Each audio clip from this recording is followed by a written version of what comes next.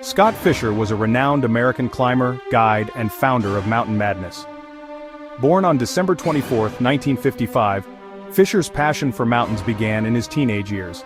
He went on to become a skilled climber, summiting some of the world's highest peaks, including Lhotse and K2.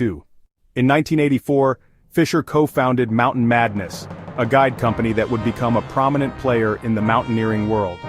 Fischer's leadership style and charisma drew clients from all walks of life, making Mountain Madness a successful venture. Fischer's 1996 Everest expedition was a commercial operation that ended in tragedy.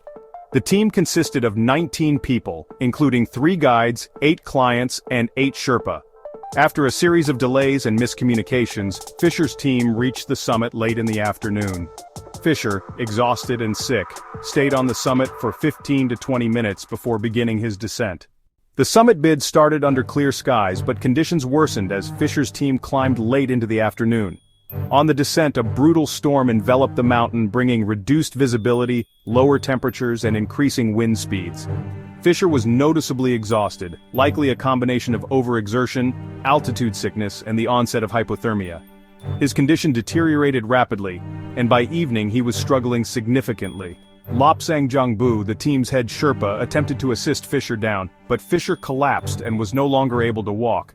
In a heroic act, Fischer convinced Lobsang to descend and call for help, rather than risking his own life to stay with Fischer in the infamous death zone above 26,000 feet. Fischer's selfless act would ultimately prove to be his last. Anatoly Bukriv, a guide on Fischer's team, made several attempts to rescue climbers stranded by the storm, including an attempt to reach Fischer. When Bukriv found Fischer, it was clear that he was beyond help. Fischer was partially undressed, a sign of paradoxical undressing that occurs in the final stages of hypothermia, indicating that his body was shutting down. Before leaving Fischer's side, Bukriv covered his face and upper body, and moved him away from the main climbing route, showing respect and dignity to his fallen teammate. In a haunting interview, Fischer once expressed his greatest fear: making a bad decision and dying in the mountains, to be perfectly honest. Not coming home from a trip, leaving my kids without a dad. That scares me. Tragically, Fischer's fear became a reality on that fateful day on Everest.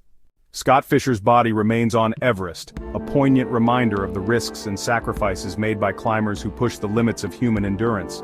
His legacy lives on through Mountain Madness, which continues to operate as a reputable guide company.